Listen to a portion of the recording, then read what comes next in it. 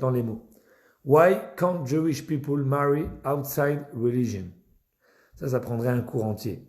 Pourquoi un juif ne peut pas se marier avec quelqu'un de non-juif, ou le contraire, une juive avec quelqu'un de juif? Alors, d'abord, il faudrait que je corrige la question, parce que Michael 2, c'est Michael 2 celui-là, il nous dit pourquoi un juif ne peut pas. Ben, c'est faux, il peut le faire. La question, c'est plutôt pourquoi la Torah interdit ou décourage de marier quelqu'un qui n'est pas juif. Alors, la vérité, cette question, c'est une question qui prendrait un cours entier pour y répondre, parce qu'il faut comprendre le fondamental de l'histoire juive, du judaïsme. Croire à la Torah, c'est croire aussi que Dieu, il a donné la Torah. Il a donné la Torah au peuple juif. Okay? Et en fait, en vérité, toute la question à propos de marier une non-juif ou pas, c'est un peu une question qui revient même plus en arrière un petit peu. C'est, est-ce que le peuple juif est différent? Et s'il est différent, pourquoi? Pourquoi cette injustice? Pourquoi considérer qu'un peuple différent des autres? Pourquoi être contre cette union du monde entier et faire comme si qu'il y a un peuple ou une personne qui est plus important ou qui est différent des autres? Ça, c'est une question qui est globale, qui vient avant la question pourquoi on ne marie pas en dehors de la religion. Pourquoi? Parce que si tu comprends d'abord pourquoi, comment c'est possible que Dieu ait fait un monde avec un peuple ou même une personne qui est différente des autres, qui va avoir un certain privilège? Pourquoi? Chaim Lévit avec nous, tu restes un peu. Hazak, merci pour le like. Et en vérité, moi je remets la question sur Dieu. Pourquoi Hachem, il a choisi de révéler la Torah, donc de se connecter spécialement avec un peuple? Pourquoi il ne s'est pas révélé au monde entier ou à personne? Pourquoi faire une différence dans le monde? Papa, il va aller liker les machins, j'arrive même pas à voir c'est qui ça, tout ça. C'est qui tout ça? C'est une bonne question, non? En vérité, la question, elle ne se pose pas sur l'homme, sur le juif. C'est pourquoi Dieu, Hachem, il a choisi de donner la Torah à un seul peuple et pas à toute l'humanité. Je suis désolé s'il y a des petits bruits de fond et tout, vous l'avez compris, on est à la maison et c'est normal. Baruch Hachem. Une petite histoire, une fois il y a un couple qui va voir un tzaddik, je ne me rappelle pas du détail, et ils se plaignent qu'ils n'ont pas d'enfants. Ça fait des années qu'ils sont mariés, ils n'ont pas d'enfants. Et le tzaddik, il les regarde et dit, je vous bénis que vous allez avoir toute votre maison cassée. Bon, je le dis peut-être mal. Il n'a pas dit toute la maison cassée, mais que vous allez avoir le suspense. Chaim Lévit, tu aimes la question? Écoute, j'ai pas la réponse, c'est pour ça que je vous raconte une histoire. Hein. Rappelez-vous, dans les cours en live, on se donne le temps de répondre et on fait toutes sortes de trafic. Ok? Donc, soyez patients. Et comme ça, et le tzaddik, il lui dit, je te bénis. Non, il ne dit pas je te bénis. Il lui dit, ta maison va être un balagan, une pagaille. Et ils sortent de là, le couple.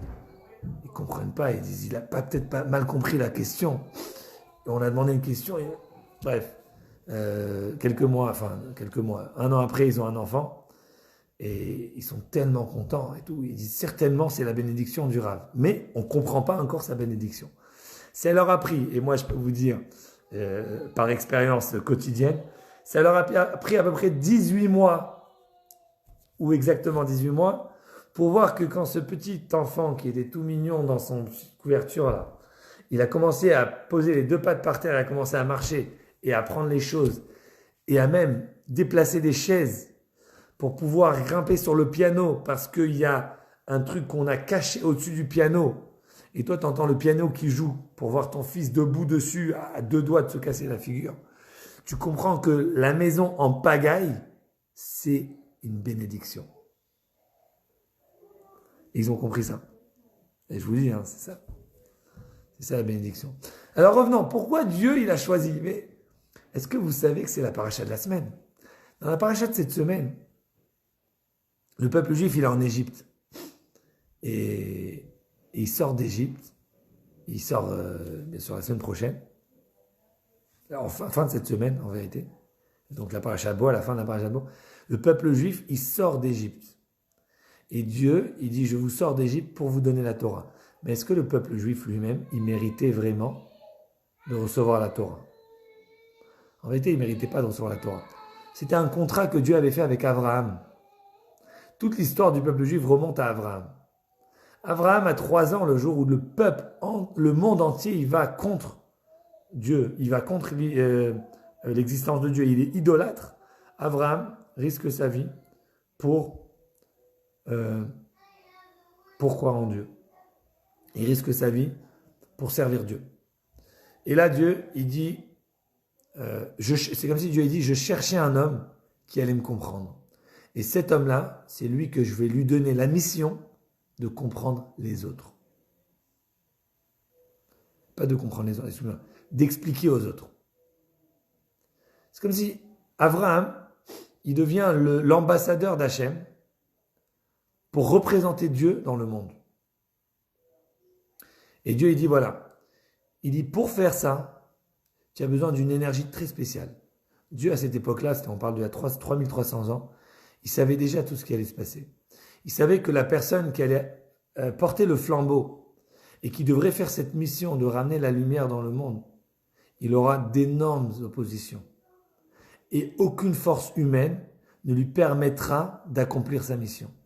Et la seule façon d'accomplir cette mission, c'est si il a une force surhumaine.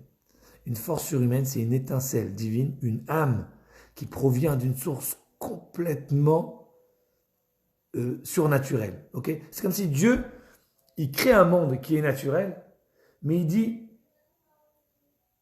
à toi, je vais te donner un cadeau. C'est une âme qui fait pas partie de ce jeu-là. Ça fait partie d'un autre jeu. C'est quelque chose de surnaturel. Et cette âme, c'est le cadeau que Dieu nous a donné quand il nous a sortis d'Égypte. C'est écrit, Dieu, il a dit, la kachat lo goy, je prends pour moi un peuple. Vous savez, aujourd'hui, quand on dit goy, on pense à un nom juif. Mais en vérité, goy dans la Torah, à la base, on parle du peuple juif. Dieu il dit, je vais te prendre en peuple, parce que j'ai promis à Abraham que je vais le faire. Je lui dois à Abraham. Et toi, pas seulement tu vas recevoir la Torah, mais tu as besoin de cette énergie, c'est la Neshama Elokit, l'âme divine, pour réaliser cette mission. Donc, revenons sur la question. Why can't Jewish people marry outside religion? Of course you can. Personne t'empêche, tu peux le faire. Mais si tu veux réaliser la mission de Dieu, si tu as conscience que Hachem, il compte sur toi, il compte sur toi d'une façon qui veut que toi, tu ressembles à Abraham, à être capable d'aller contre le monde entier. Que si un jour, il y a des Espagnols qui font partie de l'Inquisition, si un jour, il y a des croisés, si un jour, il y a des pogroms, si un jour, il y a des nazis, ou si un jour, il y a qui que ce soit qui se lève contre toi pour t'empêcher à répandre cette lumière, tu donneras ta vie pour t'assurer pas que tu vas mourir. Parce que mourir, c'est jamais un but en soi. Pour t'assurer que cette lumière ne s'arrête pas. Il n'y a aucun juif qui meurt pour mourir. Un juif, il meurt pour s'assurer que la lumière d'Hachem ne s'arrête pas.